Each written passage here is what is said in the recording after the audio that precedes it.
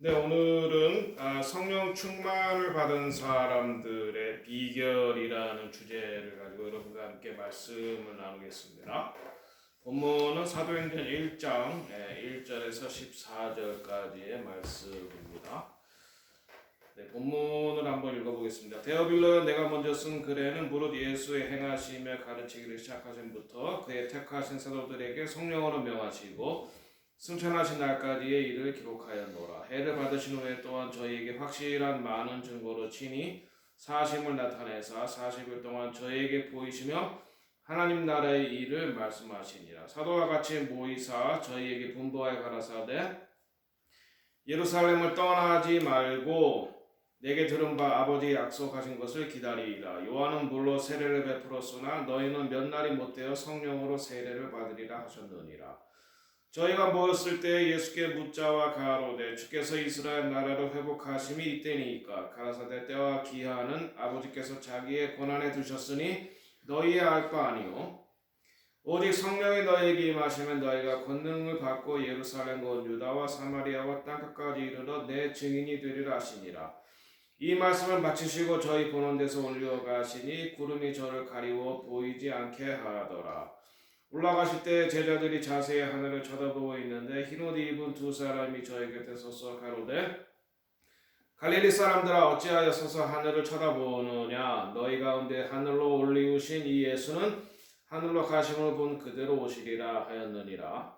제자들이 감람원이라 하는 산으로부터 예루살렘에 돌아오니 이 산은 예루살렘에서 가까워 안식일에 가기 알맞은 길이라.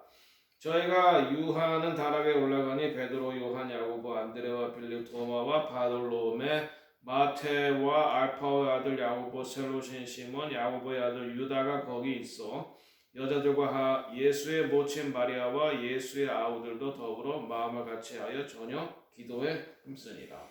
아멘. 네, 1절에서부터 14절까지 읽었는데요. 이 말씀 여러분 다 잘 아시는 대로 예수님께서 승천하시고 예수님께서 부활하시고 40일을 계셨죠. 이렇게 초실절을 이루신 것이죠. 그래서 우리가 초실절부터 이제 오메르를 쉬는 기간이죠. 그래서 이제 50일째 되는 날이 오순절인데 오메르를 쉬고 있는 기간입니다. 자, 그래서 어떻게 이 사람들이 성령 충만을 받을 수 있었느냐 하는 것에 대해서 우리가 함께 생각을 해 보려고 하는 것입니다. 첫 번째로 성령 충만을 받으려면 하나님의 언약의 장소에 있어야 된다는 것입니다. 하나님께서 말씀하셨습니다. 장소, 예수님께서 말씀하셨습니다. 예루살렘을 떠나지 말라. 그리고 시간, 오순절, 그리고 사람들은 누굽니까? 예수 그리스도를 메시아로 믿는 유대인들이었습니다. 그러니까 하나님께서 당신의 뜻을 이루기 위해서 장소를 선택하시고 시간을 선택하십니다. 그리고 사람을 선택하십니다. 이 세 가지를 우리가 분명히 잘 알아야지 하나님의 뜻을 이루는 데에 쓰임받을 수 있습니다. 그래서 4절과 5절에 보면 사도와 함께 모이사 그들에게 분부하여 이르시되 예루살렘을 떠나지 말고 내게서 들은 바 아버지께서 약속하신 것을 기다리라. 하나님께서 약속하셨다. 언약이죠. 언약. 예수님께서 이 땅에 초림하셨을 때 봄절기를 성취하신 것입니다. 그래서 6월절 어린 양으로 6월절의 어린 양으로 돌아가셨죠. 그 다음에 무교절을 성취하기 위해서 무덤에 계셨고 초실절을 성취하기 위해서 부활하셨고 그 다음에 이제 오순절 때 성령을 보내주시는 것입니다. 그러니까 하나님께서는 언약에 신실하신 분이다 하는 것입니다. 이 새 언약, 예레미야서 31장에 말한 이 새 언약, 이스라엘이 범죄하여서 결혼으로 말하면 음탕한 여인처럼 간음하여서 예수님께서 새 언약의 제사를 드리기 위해서 하나님의 어린 양으로 새 언약의 제사를 드렸는데 이 새 언약은 다 예루살렘에서 이루어진 것이다 하는 것입니다. 예루살렘에서. 그리고 하나님께서 택하신 절기에 이루어진 것이다. 그리고 유대인들에게 이루어진 것이다. 그러면 우리 이방인 어떻게 되는 것이냐? 유대인에게 접붙임을 받는 거죠. 그것이 이제 이방인의 구원입니다. 그래서 유대인과 이방인이 예수 안에서는 하나가 되는 것입니다. 자, 그래서 우리가 이 성령 충만을 받으려면 하나님께서 약속하신 장소 예루살렘, 그리고 시간 오순절, 그리고 사람들, 그 당시에 예수님을 따르던 메시아닉 유대인들, 네, 이 세 가지를 우리가 분명히 주목해야 된다. 네.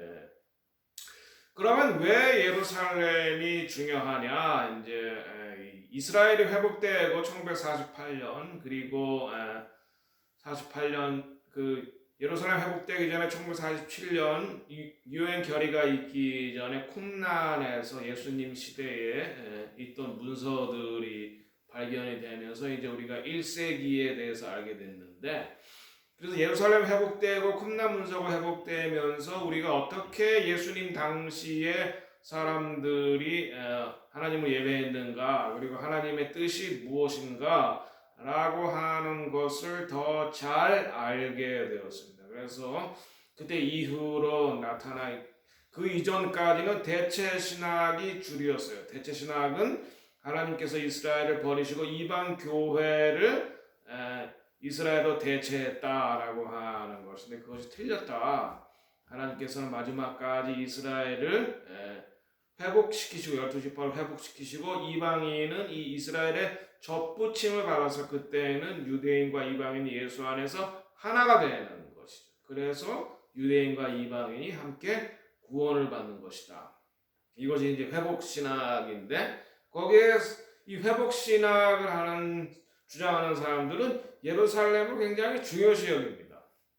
왜냐하면 예루살렘에 에덴 동산이 있었고 그곳에 선악과와 생명나무가 있었습니다. 그래서 아담은 이 선악과를 딱 먹음으로 죄를 범했기 때문에 예수님께서 나무에 달려 죽으심으로 아담의 죄를 구속하시고 그리고 생명나무가 되는 것이기 때문에 예수 그리스도를 통해서 우리가 예수님을 통해서만 하나님 나라에 갈 수 있고 예수 그리스도의 보혈을 통해서만 우리가 구속을 받을 수 있는 것입니다.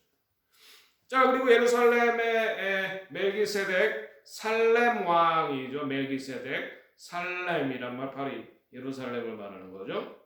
멜기세덱의 제단이 있었고, 하나님께서 아브라함에게 이삭을 바치라고 한 모리아 산이 있었던 자리이고, 그리고 제1성전 솔로몬의 제1성전 그리고 수룹바벨의 제2성전이 세워졌던 것이고, 말씀드렸지만 예수님의 새 언약은 다 예루살렘에서 시작해서 예루살렘에서 마친다. 예루살렘에서 봄절기를 이루셨으니까 여름이 지나고 이제 여름이라는 말은 이제 그 어원이 끝이다라고 하는 말. 여름이 끝나면은 이제 이방인의 때가 끝나면은 뭐가 오는 거예요? 나팔절. 나팔절에 나팔 불 때 우리의 신랑이요 왕이 되시는 예수님께서 오신다. 신랑이 올 때 나팔을 불고 왕의 대관식에 나팔을 부는 겁니다. 그 다음에 이제 오는 것이 욤키포 대속죄일이죠. 그때 남은 유대인들이 구원받는다. 그 말씀이 로마서 11장에 온 이스라엘이 구원받는다라고 하는 말입니다. 그 다음에 이제 그다음에 초막절이죠. 초막절은 뭐예요? 여름 과열 추수. 이것은 뭐예요? 열방 남은 이방인의 추수를 말한다. 그러니까 지금 예수님의 초림을 통해서 봄절기가 성취된 것이고, 지금은 이방인의 때가 끝나가고 있는, 여름이 끝나가고 있는 지금 시기에 우리가 살고 있고, 이제 곧 예수님께서 다시 오실 예루살렘으로, 그러니까 감람산으로 다시 오실 예수님을 맞이할 준비를 해야 되는 그런 시기다 하는 것입니다. 자, 그래서 예수님께서 다시 오셔서 예루살렘에서 유대인의 왕이요 만왕의 왕으로 이제 등극을 하셔서 천년왕국 밀레니엄 킹덤에서의 수도가 캐피탈이 바로 예루살렘이 되기 때문에 예루살렘이 중요하다. 그리고 또한 스가랴 14장에 보면은 이 밀레니엄 킹덤에서, 그러니까 천년왕국에서 만국이 예루살렘의 초막절을 지키러 온다라고 하는 그런 예언이 14장에 담겨 있는 것입니다. 것입니다. 그래서 예루살렘이 중요하다. 제가 예루살렘과 이제 이스라엘 사역을 시작하게 된 동기도 예루살렘과 깊은 연관이 있습니다. 2010년 하나님께서는 시편 122편 6절의 말씀을 통해서 예루살렘의 평화를 구하라, 예루살렘을 사랑하는 자는 형통하리로다, 그리고 유대인을 섬겨라 라고 하는 그런 음성을 들었고, 네, 그래서 이제 그때부터 이제 이스라엘 사역과 유대인 사역을 하기 시작을 했죠. 미국에 있는 유대인들에게 복음을 전하는. 그리고 2017년 하나님께서 다윗의 장막을 회복하라라고 하는 메시지를 주셨는데, 그래서 저희들이 그때 이제 예루살렘에 가서 2017년에 샬롬 예루살렘이라는 그 유대인을 위한 사역을 하다가 하는 중에 오순절에 이제 제가 홀로코스트를 섬기기 위해서 헌금을 가지고 갔는데, 저는 그때까지 홀로코스트를 섬기는 사람은 전혀 알지 못했습니다. 집사람과 둘이 가서 통곡의 벽에서 홀로코스트를 섬기는 사람을 만나게 해달라고 기도하고 있었습니다. 그때 이제 브라이언 슬레이터라는 미국에서 알리아한 유대인 중에 이스라엘 네타냐에서 홀로코스트 생존자로 섬기는 사람을 만났는데, 그날이 오순절이기 때문에 하나님께서는 이 브라이언에게 오늘 오순절이니까 예루살렘으로 와라 라고 하는 말씀을 듣고 이제 이분은 예루살렘에 왔고, 저희들은 예루살렘에서 이스라엘 사역을 하기 위해서 갔고, 또 홀로코스트 생존자를 섬기기 위해서 예루살렘에 가서 통곡의 벽에서 기도하는 중에 하나님의 섭리로 만나게 됐고, 그 이후부터 계속해서 저희는 해년마다 가서 그 브라이언 슬레이터가 네타냐에서 홀로코스트 생존자를 섬기는 일을 같이 돕고 있습니다. 그리고 2017년 초막절 기간에 또 하나님께서 저를 이스라엘로 예루살렘으로 부르시더라고요. 그래서 이제 그 초막절 행사를 하기 위해서, 초막절이 되면은 세계 열방에서 5,000명에서 한 10,000명가량의 그리스도인들이 이스가랴 14장의 예언 성취를 위해서 예루살렘에 모입니다. 이제 저도 그때 가서 이제 그 행사에 참여하고, 그리고 이제 수캇 할렐이라는 곳에서 예루살렘의 평화를 위해서 기도하고 있는데, 모라비안 폭포에서 기도의 집을 하라라고 하는 그런 계시를 받아서 지금까지 모라비안 폭포에서 기도의 집을 준비하고 있는 것입니다. 예루살렘 이렇게 중요하다. 그래서 예루살렘에 기다려라 라고 말씀을 하셨다는 것입니다. 그 다음에 두 번째, 성령 충만을 왜 받느냐? 우리가 성령 충만을 받아야 할 이유를 알아야 됩니다. 왜 받느냐? 증인이 되기 위해서입니다. 증인이 되기 위해서. 이 증인이라는 단어가 굉장히 중요합니다. 마르투스라고 하는 단어인데, 여기에서 두 가지 단어가 나와요. 하나는 위트니스, 증인, 위트니스라는 말이에요. 두 번째는 마르터라는 말에 바로 마르투스, 증인이라는 단어에서 나와요. 그러니까 보고 들은 바를 그대로 가감없이 전하는 게 바로 증인이죠. 또한 예수님의 부활을 보고 증거하는 사람이 증인, 위트니스고, 또 예수님께서 십자가에 달려 돌아가셨듯이 예수님의 뜻을 따라서 자기 자신을 드리는 삶, 마르터, 순교자, 바로 이 사람이 바로 증인인 것입니다. 사도행전 1장 5절에 보면 요한은 물로 세례를 베풀었으나 너희는 몇 날이 못되어 성령으로 세례를 받으리라. 우리가 물 세례도 중요합니다. 그러나 더 중요한 건 이제 성령 세례를 받는 거죠. 물 세례가 형식이라면 성령 세례는 내용이에요. 내용. 성령 세례를 받아야 된다. 성령으로 세례를 받아야 된다. 이것입니다. 혹시 아직 성령 세례, 물 세례를 받았는데 성령 세례를 받지 못했다 하면 이번 기간에 금식하고 기도하고 매달리면서 성령 세례까지 여러분 받으셔야 증인이 될 수 있습니다. 증인. 왜냐하면 그래야 능력을 받거든요. 그래야 담대해지거든요. 여러분 보세요. 시몬 베드로 예수님께서 못 박히실 때 3번이나 부인했던 사람, 그 사람이 어떻게 이렇게 담대하게 복음을 전해서 하루에 3,000명을 돌아오겠어요? 성령 세례를 받았기 때문에. 성령 세례, 물 세례와 성령 세례를 받아야지 능력을 받고 담대하게 복음을 전하고 있다. 그래서 성령을 받는 이유가 뭐냐? 주님의 증인, 위트니스가 되기 위해서다. 그래서 사도행전 1장 8절에 보면 오직 성령이 너에게 임하시면 너희가 권능을 받고 능력, 파워를 받게 됩니다. 내적인 파워가 있고 또 외적인 파워예요. 내적인 파워는 뭐예요? 기쁨과 자신감에 충만하신 거고, 그리고 우리가 이제 그것이 이제 내적인 파워죠. 마음속에 평강이 있는, 어떤 상황에서도 흔들리지 않는. 여러분, 모라비안이 미국에 올 때 배를 타고 가는데 그 배에 웨슬리가 타고 있었어요.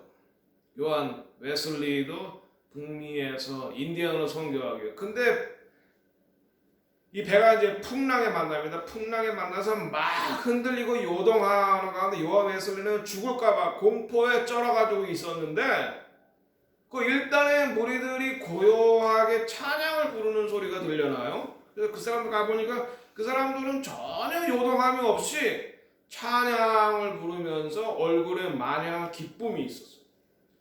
그래서 이 사람 요한 웨슬리가, 아니 나도 예수를 믿고 나도 지금 선교사로 헌신한 사람인데 나는 왜 이렇게 마음속에 죽음에 대한 공포, 두려움 이런 거에 가득 찼을까? 그때 저 사람들은 어떻게 저렇게 이런 풍랑 속에서도 고요하게 기쁜 얼굴로 하나님을 찬양할 수 있을까? 거기에 굉장히 충격을 받아요. 바로 그때 찬양을 하던 사람이 모라비안. 이게 내적인, 성령의 내적인 충만입니다. 기쁨, 어떤 환경에서도 낙심하지 않는 것, 자신감에 차 있는 것, 확신에 차 있는 것, 교만과는 다르죠. 그 다음에 외부적으로 나타나는 성령의 충만함이 있습니다. 이것은 뭐 외부적인 방언을 말한다든지 혹은 뭐 병 고침을 있는다든지 이런 초자연적인 역사가 일어나는 거죠. 내면이 충만해야 이 성령 역사가 내부로 나오게 되는 것입니다. 여러분, 먼저 내면이 성령으로 충만해져야 돼요. 그럴 때 그 성령 충만이, 내적인 충만이 외면적으로 태어났을 때는 기적이 나온다든지 방언이 나온다든지 예언이 나온다든지 하는 그런 능력이 임하게 되는 거죠. 성령이 임하지 너희가 권능을, 능력을 받고 예루살렘과 유다와 사마리아 땅 끝까지 이르러 내 증인이 돼. 여기서 이 순서가 중요합니다. 예루살렘 먼저예요. 그 다음에 유다가 먼저예요. 유다는 뭐예요? 남유다 왕국, 유다 지파를 말하는 거예요. 그러니까 12지파 중에서도 제일 중요한 게 유다 지파예요. 왜요? 하나님께서 다윗을 통해서 유다 지파에게 약속하신 것이 또 있어요. 뭐예요? 예수 그리스도로 내가 유다 지파야, 유다 다윗의 아들로 주겠다. 그래서 12지파 중에도 제일 우선적인 것이 유다 지파. 그래서 예루살렘과 유다와 그 다음에 사마리아가 뭐야? 남은 그 이스라엘 백성들, 흩어진 이스라엘 백성들, 사마리아와 그 다음에 땅끝이에요. 땅끝은 어디? 열방이고 이방이죠. 여러분, 이 순서가 중요합니다. 그래서 모라비안들이 성령을 받은 이후에 1727년 8월 달에 성령을 받은 이후에 로마서 1장 16절의 말씀에 따라서 예루살렘에 먼저 선교사를 파송하고 그 다음에 북미에 있는 모라비안 지역의 체로키들에게 선교사를 파송했던 거예요. 왜 그럴까요? 그들이 바로 이사갈 지파이기 때문입니다. 그러니까 구원사에도 항상 이 순서가 있다. 예루살렘, 유다 지파, 그 다음에 남은 11지파, 그 다음에 이방. 권능을 받고 예루살렘과 유다와 사마리아와 땅까지로 복음을 전하라. 이렇게 그래서 말씀하셨던 것입니다. 그리고 제자들에게 이스라엘 회복에 대한 말씀을 여기서 주고 계십니다. 여러분 제자들이 승천하시는 예수님 바짓가랑에 붙잡고 마지막으로 물어보는 게 뭐예요? 그들의 마음에 있는 거였어요. 주님, 이스라엘을 회복하심이 이때입니까? 여러분 그때 사도들이 예수님 나에게 뭐 해주세요 이런 말은 하지 않았어요. 그 정도 수준은 넘었어요. 그들의 열망이 뭐예요? 민족적인 열망이 뭐예요? 우리 이스라엘을 독립시켜주고 또 우리 이스라엘을 12지파를 회복시켜주고 그때가 지금입니까? 이렇게 물어보는 거예요. 그때에 이스라엘 나라를 회복하심이 이때니까 그래서 이스라엘 나라라 그랬지 남유다를 회복시켜 주실 겁니까? 그렇게 묻지 않았어요. 이스라엘 항상 이 12지파라고 하죠. 그때 예수님이 지혜롭게 때와 시기는 하나님의 권한에 두셨다. 이 말씀은 무슨 말씀이에요? 이스라엘이 회복된다. 12지파가 회복된다. 그러나 그때는 하나님의 권한에 두셨으니까 너희가 그때까지 알려고 하서는 안 된다. 그러나 12지파가 받을 회복되고 이스라엘이 회복될 것이다. 이렇게 말씀하신 거예요. 이스라엘이 언제 회복됐습니까? 1948년이에요. 그럼 이때부터 예수님이 승천하신 때가 AD 30년이라 그러면 몇 년 후예요? 1930년이 지나야지 돼 이렇게 말씀하셨으면 제자들이 얼마나 낙심을 했겠어요. 그러니까 예수님께서 그때는 알 바 아니고 너희는 이방의 복음을 전해서 이방인의 충만한 수가 차면은 그 다음엔 이스라엘이 회복된다. 그거를 말하는 게 바로 로마서 11장이고 예수님께서 사도 바울에게 바로 그걸 말씀해 주신 것이 바로 이 제자들의 질문에 대한 예수님 좀 더 구체적인 말씀이에요. 한번 보겠습니다. 로마서 11장 25절 26절. 형제들아 너희가 스스로 지혜 있다 하면서 이 신비는 너희가 모르기를 내가 원치 아니하노니 이 신비는 이방인의 충만한 수가 들어오기까지 이스라엘이 더러는 우둔하게 된 것이라. 여기서 더러는이라 했어요. 그러니까 부분적으로 눈이 가려진 거예요. 유대인들이. 그래서 유대인들이 2000년 동안 그래도 이어왔었던 거죠. 만약 예수님이 말씀하셨듯이 1948년 5월 14일이다 이렇게 말씀하셨다면 아마 실망했을 거예요. 그러나 너희들이 이방인에게 복음을 전해라. 이방인에게 복음을 전해서 이방인의 충만한 수가 차면 혹은 이방인의 충만함이 이르면은 그때 가서 이방인을 통해서 이스라엘을 회복시킬 것이다. 이렇게 말씀하시는 겁니다.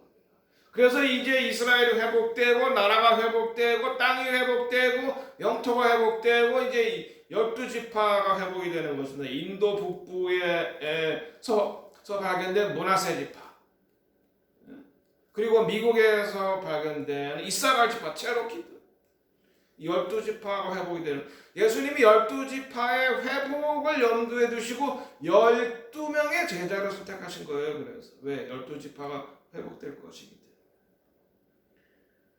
자, 그래서 네 번째로 성령 충만을 받으려면 우리가 간절히 공동체적으로 개인적으로 기도를 해야 됩니다. 1절 13절에 14절에 보면 들어가 그들이 유하는 다락방으로 올라가는 여기 말하는 이 다락방이 바로 예수님께서 제자들과 십자가를 지기 전에 마지막 만찬의 유월절 만찬을 했던 곳이 바로 이 다락방입니다. 다락방을 준비한 사람, 성경에 나오자처럼 굉장히 중요한 일을 했던 사람, 하나님 나라를 위해서. 거기서 주님이 마지막 만찬을 하시고 거기에서 제자들이 기도할 때에 성령을 받잖아요.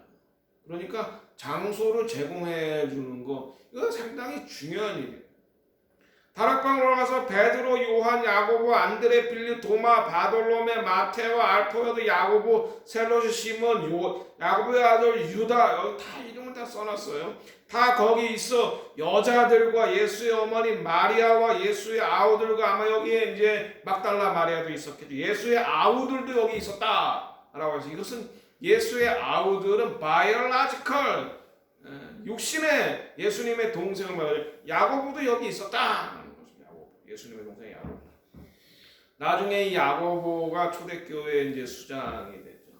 더불어 마음을 같이하여 오로지 기도에 힘썼다. 그래서 예수님의 말씀을 붙잡고 우리가 기도할 때 말씀을 붙잡고 하는 기도가 중요합니다.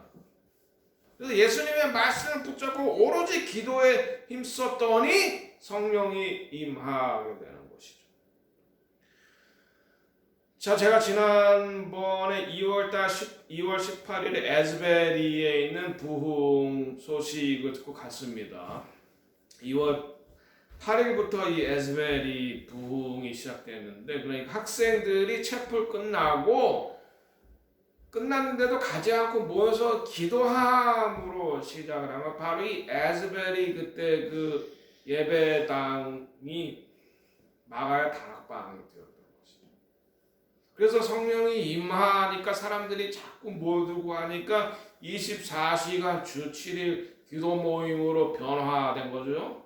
그래서 이것이 전 세계적으로 소문이 나서 전 세계에서 이 에스베리 부흥에 동참하려고 하는데, 저도 여기서 6시간 반을 운전을 해서 갔어요. 그러니까 한 7시쯤 돼서 줄을 섰는데 줄이 얼마나 긴지 9시간 기다려야 그 당시에 그 휴지 생추어리 본당에 들어갈 수 있어요.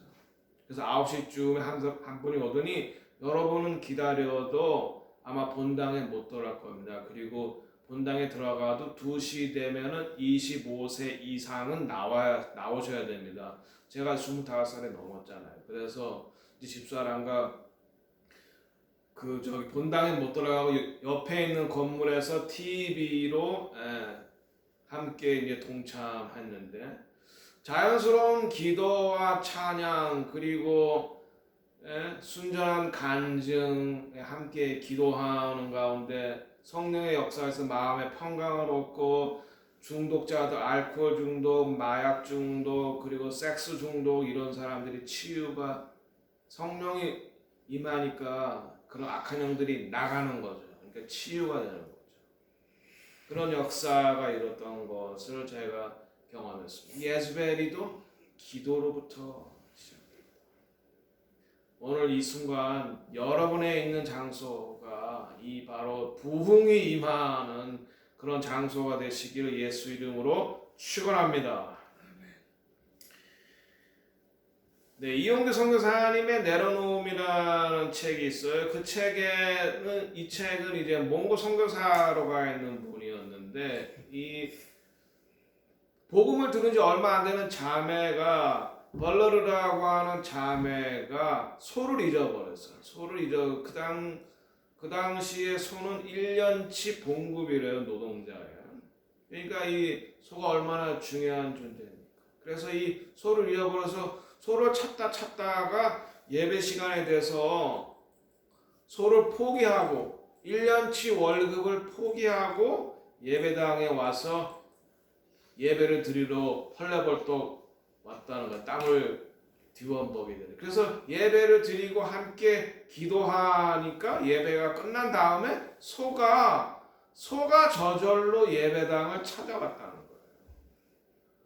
여러분, 물질이 여러분을 따라오게 만들어야 됩니다. 축복이 여러분을 따라오게 만들어야 돼요.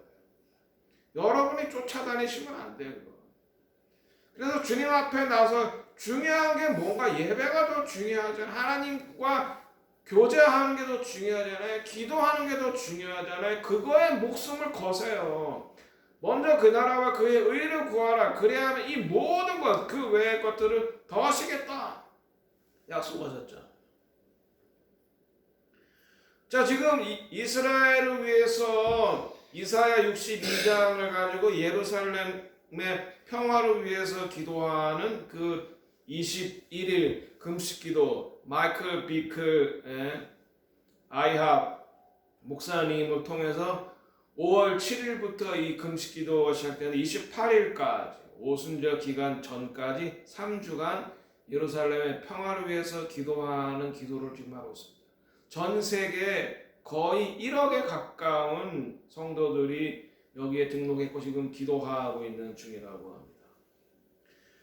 여러분, 그런데 지금 이스라엘에 아시죠? 지금 내우외환이라고 그래요. 내부적으로는 그 사법개혁법 때문에 지금 좌우가 갈등하고 있고, 외부적으로는 이란과 헤즈볼라가 가자 지구에서 지금 미사일을 쏘고 있는데, 그래서 이 5월이 중요하다라고 해서 이스라엘을 위해서 기도하는 가운데 있는데, 얼마 전에 아셀 인터레이터 메시아닉주 지도자가 인터뷰를 했습니다. 여러분의 기도가 이방인들의 1억에 가까운 이방인들의 예루살렘의 평화를 위한 이 기도를 통하여서 하나님께서 가자 지구에서 날아오는 많은 로켓 폭탄을 막아주셨습니다. 이런 고백을 하고 있는 것입니다. 기도입니다. 기도. 아마 이번에 이 21일 이 이방인들의 연합 기도가 아마 이스라엘이 생긴 이후, 아니 아마 역사 이래로 이방 기독교인들이 이렇게 전체가 많은 숫자가 모여서 예루살렘을 위해서, 예루살렘의 평화를 위해서, 이스라엘을 위해서 기도하는 건 아마 처음이라고 합니다. 처음.